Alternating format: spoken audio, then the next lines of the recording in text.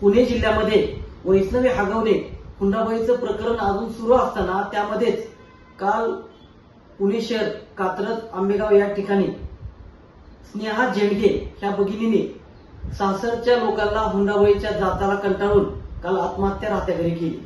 काल बहीण भावाचा पवित्र सण होता आणि ह्या दिवशी त्या भगिनीने आत्महत्या केली। ती मूळची दक्षिण सोलापूर तालुक्यातली आहे। तिला मोहोळ तालुक्यामध्ये झेंडगे परिवारामध्ये तिचं लग्न लावून दिलं होतं आणि त्यानंतर ते व्यवसायाच्या दृष्टिकोनातनं ते नवरा बायको पुणे कात्रज या ठिकाणी शिफ्ट झाले आणि त्यानंतर व्यवसायासाठी म्हणून वारंवार मुलाच्या घरच्यांनी त्या भगिनीच्या घरच्यांना 50 लाख रुपये हुंडा द्या व्यवसायासाठी असं वारंवार तगादा लावला आणि तगादा लावून हे सासरच्या लोकांनी हुंडा दिला नाही म्हणून तिच्या चारित्र्यावर सुद्धा वारंवार संशय घेत तिला त्रास दिला आणि त्या त्रासाला कंटाळून त्या भगिनीने काल तिचं जीवन संपवलं। परंतु मुलीच्या घरच्यांना असं वाटतंय की ती आत्महत्या नसून हत्या झाली आहे।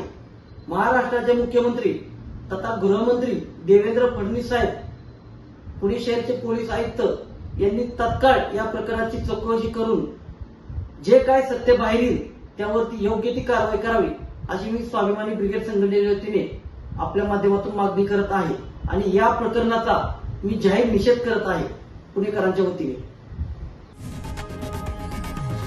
लोकशाही मराठी ऐका, पहा, जागरूक रहा।